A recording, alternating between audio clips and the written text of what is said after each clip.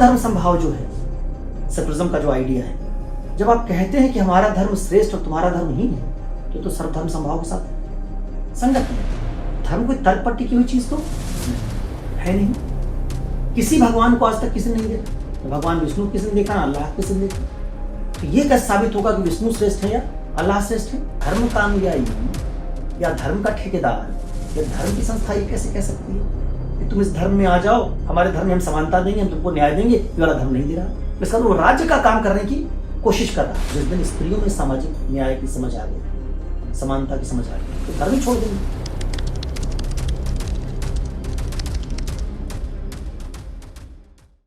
नमस्कार दोस्तों, जो सीरीज हम लोग शुरू किए थे डज गॉड एग्जिस्ट और उससे संबंधित जो धार्मिक प्रश्न है, धर्म से संबंधित प्रश्न है, उसी सीरीज में आज हम लोग चर्चा करेंगे कि हम लोग अक्सर देखते हैं कि धर्मांतरण का मामला होता है। और अभी कुछ दिन पहले केरल के चीफ मिनिस्टर ने भी कहा कि धार्मिक आज़ादी को कुचला जा रहा है। और अक्सर देखते हैं सर कि धर्मों के बीच का जो विवाद है वो धर्मांतरण को लेकर ही होता है। कोई कहता है कि मेरा धर्म, मेरे ईश्वर बड़े हैं या यही एकमात्र धर्म है। तो इस प्रकार के कॉन्फ्लिक्ट समाज में अक्सर देखे जाते हैं सर। ईश्वर है कि नहीं है वो तो बहुत दूर की बात है, व्यवहार में धर्म को लेकर जो विभेद है उसके लेकर ज्यादा विवाद है। तो सर ये धर्मांतरण के मुद्दे को आप सर बताएं अपनी तरफ से। आकाश, धर्मांतरण का जो मुद्दा है वो मुझे लगता है कि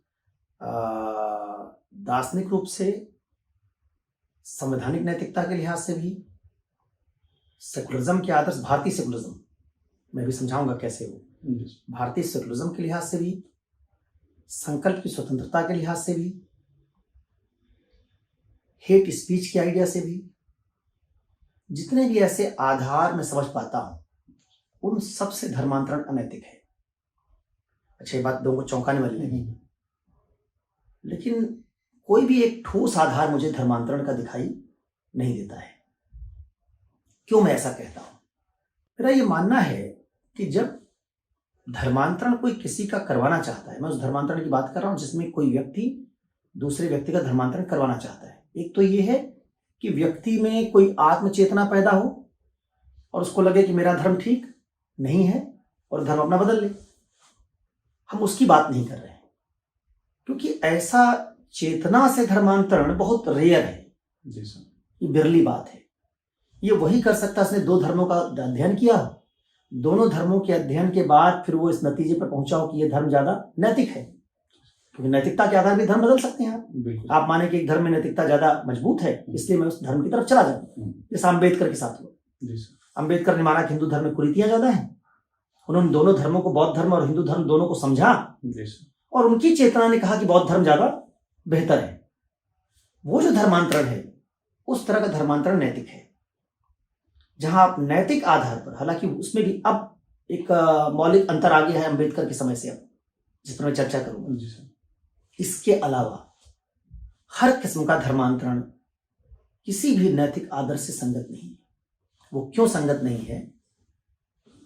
पहली बात, जो धर्मांतरण का आइडिया है आकाश, वो इस बात पर आधारित है कि जब कोई एक धर्म को कहता है कि तुम इस धर्म को छोड़ के हमारे धर्म में आ जाओ, प्रचार प्रसार करता है, तो इसका मतलब वो कह रहा है कि हमारा धर्म श्रेष्ठ है, तुम्हारा धर्म हीन है, या ये वाला धर्म हीन है और ये वाला धर्म श्रेष्ठ है। तो धर्मों के बीच क्या कर रहा है? रैंकिंग कर रहा है। एक धर्म को श्रेष्ठ, दूसरे को हीन बता रहा है। अच्छा, भारत में सेकुलरिज्म का आइडिया क्या कहता है? भारतीय सेकुलरिज्म, जिसको हम सकारात्मक पंथ निरपेक्षता कहते हैं, पश्चिमी पंथ निरपेक्षता को हम नकारात्मक कहते हैं। भारतीय पंथ निरपेक्षता में एक आयाम उसका है कि राज्य धर्म से दूरी रखेगा, किसी भी धार्मिक आइडिया का नीति बनाने में, कानून बनाने में इस्तेमाल नहीं करेगा। और दूसरा आइडिया है राज्य सभी धर्मों के साथ समान व्यवहार करेगा, सर्वधर्म संभाव।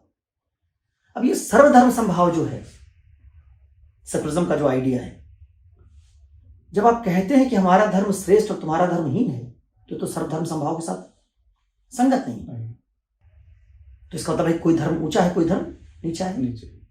अच्छा, इसका कोई तर्क भी होता हो कि धर्म कोई वैज्ञानिक तार्किक बात हो, जिसमें हम 4 ऑप्शन में एक ऑप्शन जैसे यूपीएससी में चूज कर लेते हैं कि 7 धन 5 जोड़ेंगे कितना आएगा? आप कह देंगे 12 आएगा, 11 नहीं आएगा, 10 नहीं आएगा, 12 ही आएगा। तो धर्म कोई तर्क पर टिकी हुई चीज तो नहीं है। है नहीं। किसी भगवान को आज तक किसी ने नहीं देखा, न भगवान विष्णु किसी ने देखा, ना अल्लाह किसी ने देखा। तो ये कैसे साबित होगा कि विष्णु श्रेष्ठ है या अल्लाह श्रेष्ठ है?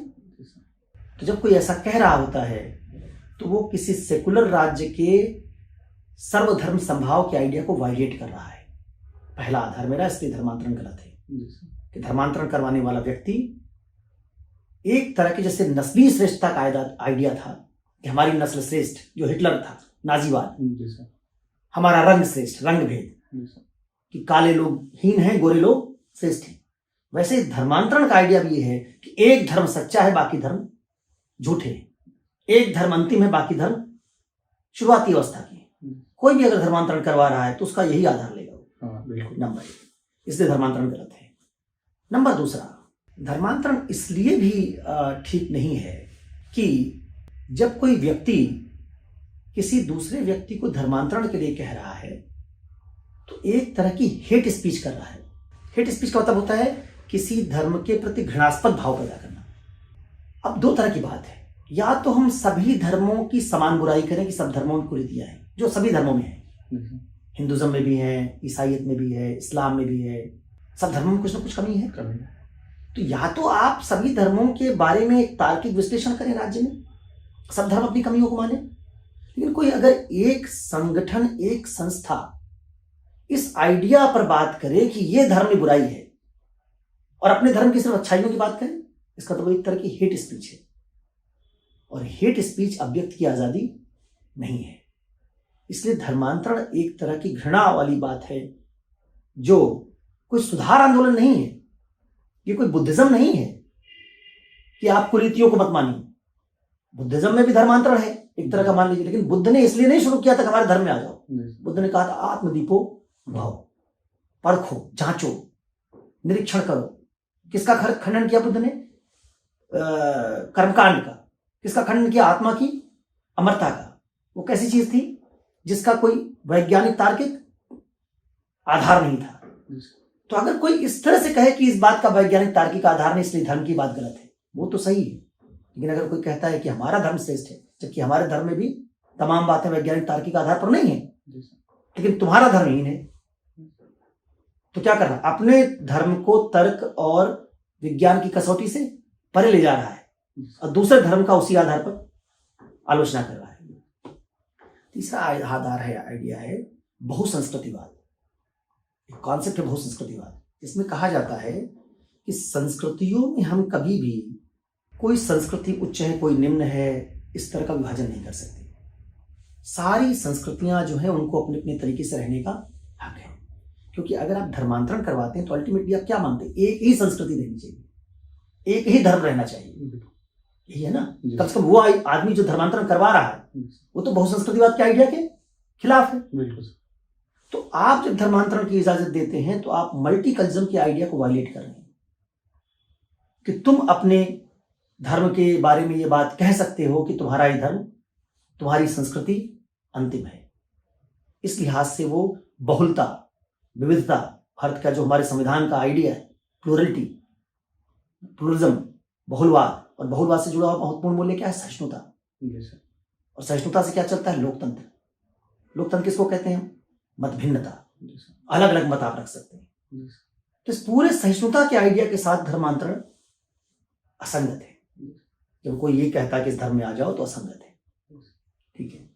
तो इसलिए मैं इसमें अंबेडकरवाद को बाहर रख रहा हूं, बुद्धवाद को बाहर रख रहा हूं, क्योंकि इन्होंने जब धर्मांतरण की बात की तो कहा कि भाई हमको न्याय नहीं मिल रहा है, ये धर्म अपने सुधार की तरफ नहीं जा रहा है, इसलिए न्याय के लिए हमको धर्म चुनना है, समानता के लिए धर्म चुनना है।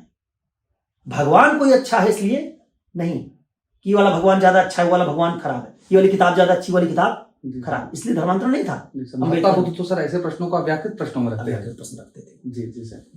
और आखिरी बात, आज के समय में अगर कोई समानता न्याय के लिए धर्मांतरण करवा रहा तो वो भी गलत है, ठीक है। ये उस समय ठीक था जब हम संवैधानिक राज्य नहीं थे, जब हमारा समाज मनुस्मृति से चलता था। आज के समय में, अब मैं मनुस्मृति पे जब बात कहता हूं तो मनुस्मृति में बहुत अच्छी बातें भी है, बुरी बातें भी है। मनुस्मृति के उस भाग की मैं आलोचना कर रहा हूं जिस भाग में वर्ण धर्म का समर्थन किया गया है।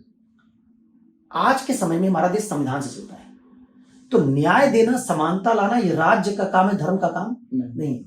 तो कोई धर्म का अनुयायी या धर्म का ठेकेदार या धर्म की संस्था ये कैसे कह सकती है कि तुम इस धर्म में आ जाओ, हमारे धर्म में हम समानता देंगे, हम तुमको न्याय देंगे? ये वाला धर्म नहीं दे रहा है। इसका वो राज्य का काम करने की कोशिश कर रहा है, तो राज्य इसका फेल कर रहा है।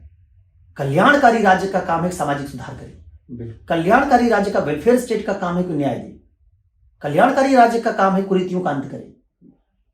किसी धर्म का काम नागरिकों को समानता देना, सामाजिक न्याय देना नहीं है।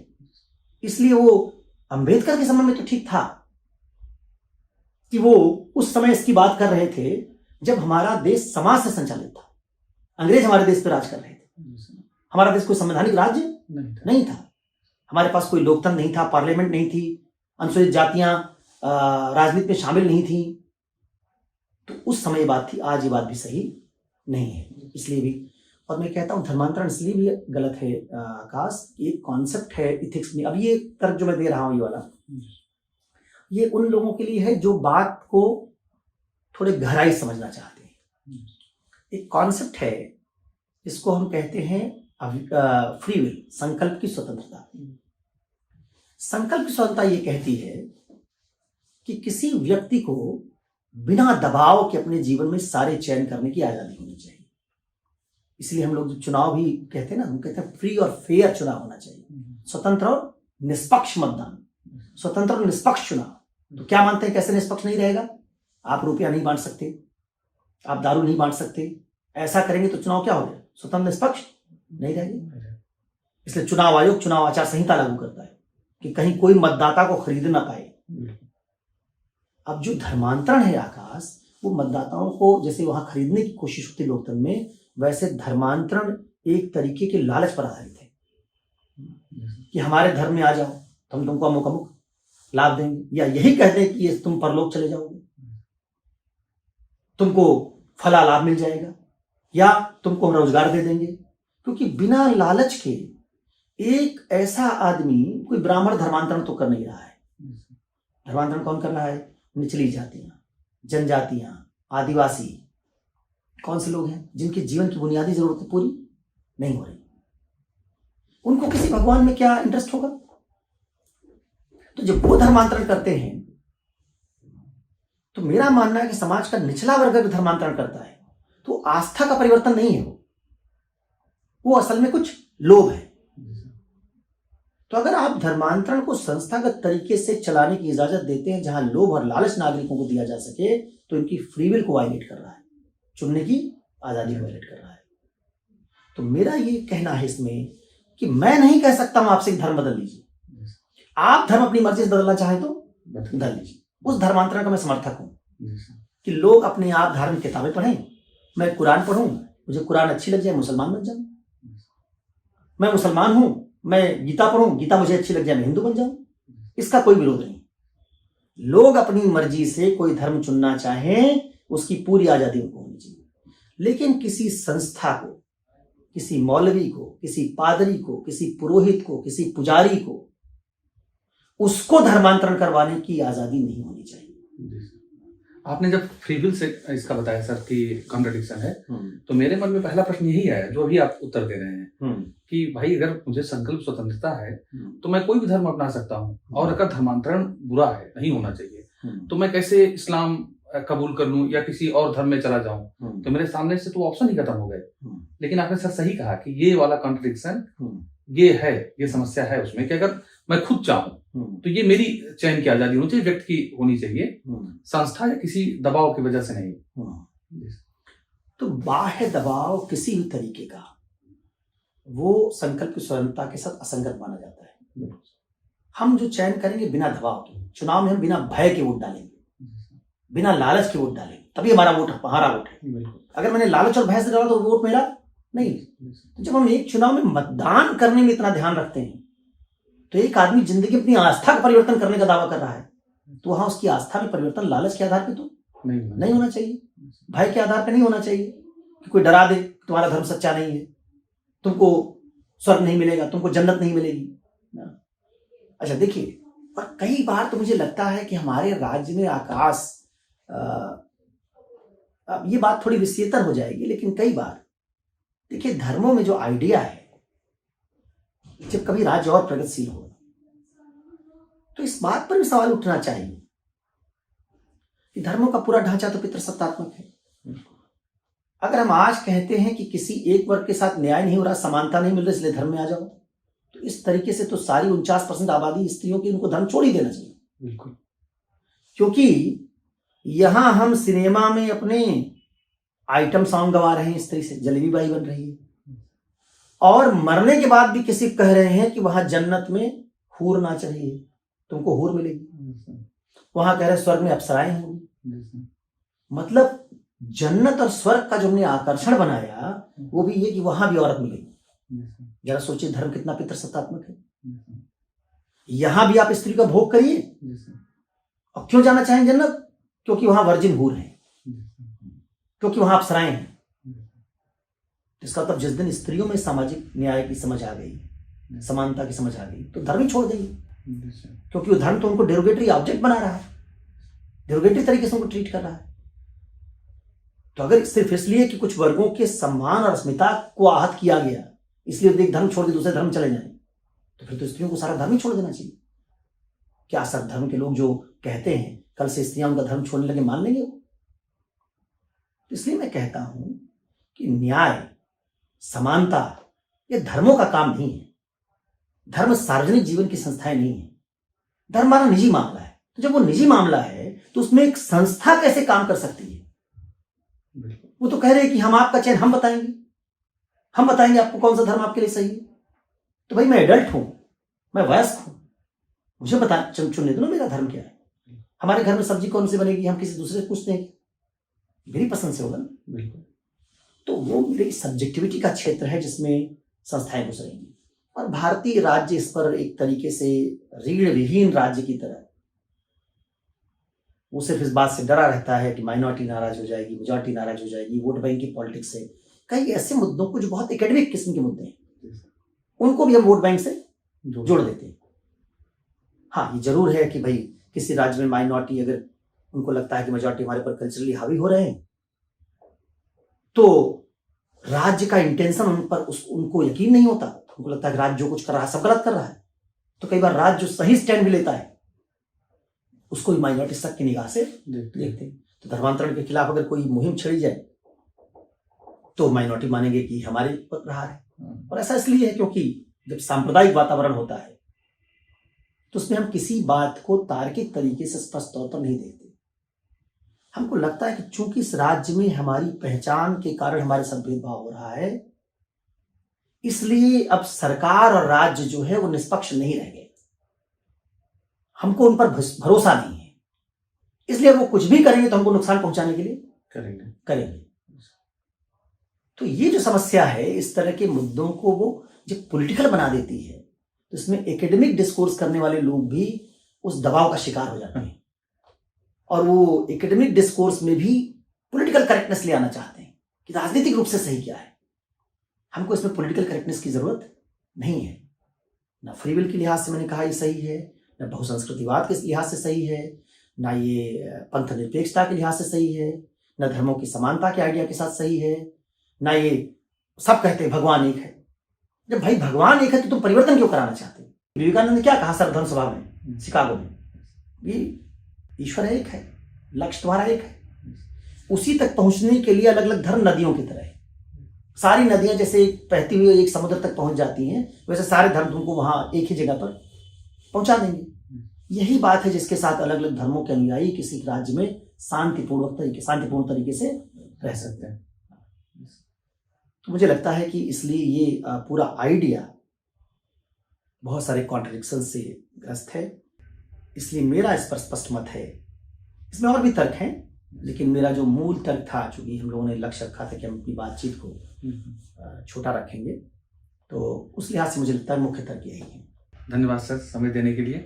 और इस सीरीज में हम लोग अगले भी कुछ शीर्षक लेंगे और फिर से आपसे सर समय लेना चाहेंगे।